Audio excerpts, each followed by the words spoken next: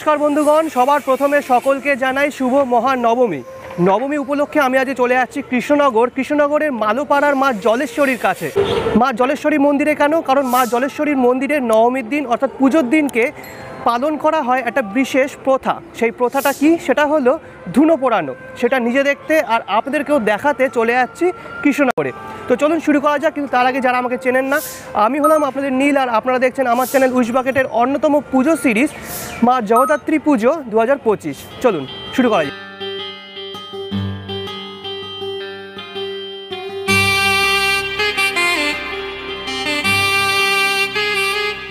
পৌঁছে গেছি আজকের গন্তব্যস্থল অর্থাৎ মালোপাড়া মা জলেশ্বরী মন্দিরে একদম সামনে। চলুন দেখিয়ে দিচ্ছি, হলো মেন গেট। এখান দিয়েই আমাদের প্রবেশ করতে হবে। চলুন।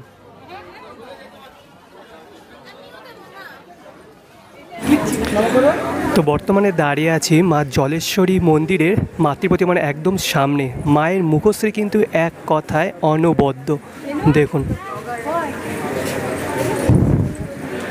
আর এটি হলো মেন মন্দির, চাঁদনি বিশিষ্ট মন্দির।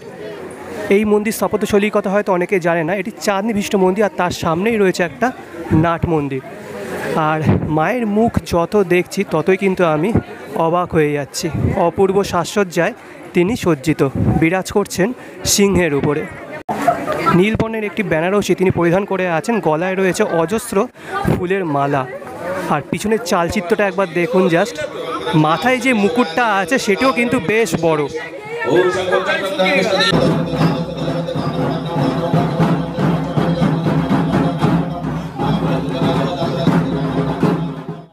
নদিয়া জেলার কৃষ্ণনগরে মহারাজা কৃষ্ণচন্দ্র রায়ের হাত ধরে বাংলায় প্রথম জগদ্ধাত্রী পুজোর সূচনা হয়। সেখানেই কালক্রমে স্থানীয় মালো অর্থাৎ মৎস্যজীবী সম্প্রদায়ের হাত ধরে সূচনা হয় মা জলেশ্বরীর পুজো। মালো সম্প্রদায় মূলত রাজা কৃষ্ণচন্দ্রের রাজবাড়ির প্রতিমা নিরঞ্জনের দায়িত্ব পালন করত। একবার তাদের ইচ্ছে হলো তারাও দেবী জগদ্ধাত্রী মায়ের আরাধনা করবেন। সে কথা রাজাকে জানালেন। প্রজাদের ইচ্ছে মেনে নিলেন মহারাজা। শুধু তাই নয়, পুজোর প্রচারে সহায়তাও করলেন তিনি। মালোপাড়ায় যাতে জগদ্ধাত্রী পুজো অনুষ্ঠিত হতে পারে তার জন্য রাজা কৃষ্ণচন্দ্র 15 টাকা অনুদান দিয়েছিলেন। সেই অনুদান দেওয়ার রেওয়াজ আজও বর্তমান। প্রতি বছর জগদ্ধাত্রী পুজোর আগে রাজবাড়ি থেকে আসে প্রতীকী 15 টাকা। মালোপাড়া জগদ্ধাত্রী পুজোর অন্যতম আকর্ষণ হলো ধুনো পোড়ানো। এই ধুনো পোড়ানো নিয়ে কিছু লোককাহিনী প্রচলিত আছে। শোনা যায় মহারাজা কৃষ্ণচন্দ্র মৎস্যজীবীদের পাড়ায় একবার মায়ের দর্শনে এসেছিলেন। মহারাজা এসেছেন, এদিকে চারিদিকে তীব্র আষ্টে গন্ধ। তখন পুজোর আয়োজকরা সেই সময় ধুনো পুড়িয়ে আষ্টে গন্ধ দূর করার বন্দোবস্ত করলেন। সেই শুরু। তারপর থেকে রাজার প্রতি সম্মান জানাতে এবং পরিবেশকে বিশুদ্ধ রাখতে এই প্রথা আজও বর্তমান। তাছাড়া বলা হয় মানত পূরণ হলে ভিজে কাপড়ে নাট মন্দির এবং মূল মন্দিরের মাঝখানে বসে মাথায় ও হাতে মাটির সরা রেখে ধুনো পোড়ানো হয়।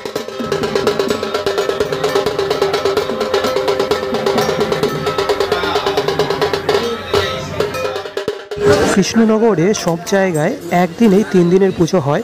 এখানেও কিন্তু তার ব্যতিক্রম নয়। সবার প্রথমে সপ্তমী এবং অষ্টমীর পুজো হয়েছে, আর এখন পুজো হচ্ছে নবমীর।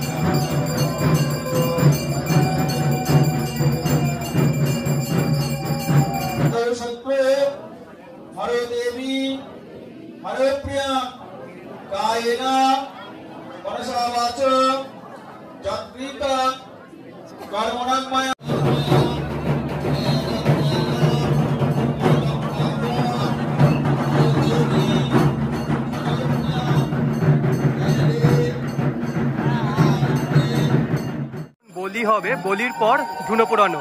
আর বলি কিন্তু এখানে চাল কুমড়ো আর আখ বলি দেওয়া হয়।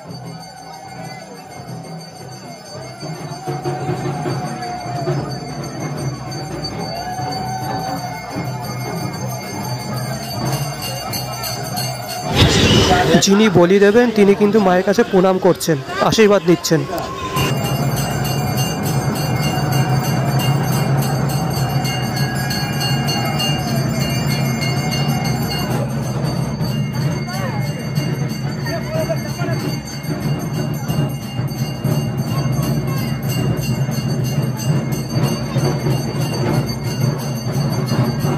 এই যে আখটি দেখছেন, এই আখটি কিন্তু বলি দেওয়া হবে।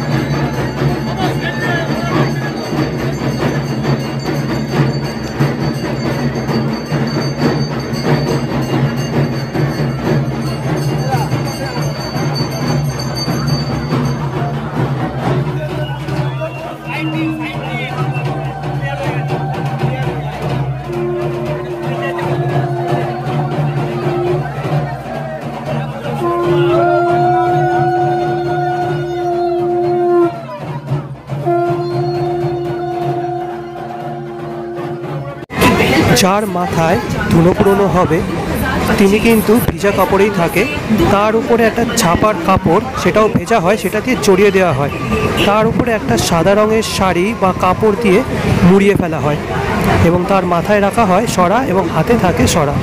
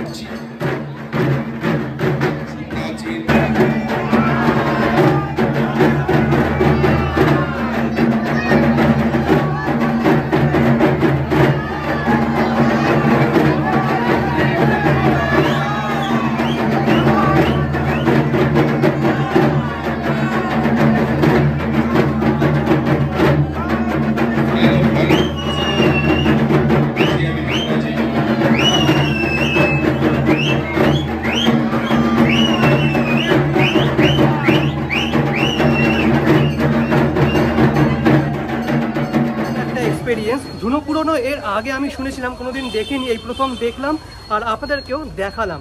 অ্যাকচুয়ালি যারা মানত করে তাদেরকেই কিন্তু এই ধুনো পোড়ানোর অধিকারটা আছে। তো কেমন লাগলে ভিডিওটি অবশ্যই কমেন্ট করে জানাবেন। যদি ভালো লেগে থাকে তাহলে অবশ্যই লাইক, কমেন্ট, শেয়ার এবং সাবস্ক্রাইব করে আমাকে আশীর্বাদ অবশ্যই করতে হবে। দেখা হচ্ছে পরবর্তী কোনো ভিডিওতে। ভালো থাকবেন, সুস্থ থাকবেন। আজকের জন্য বিদায়।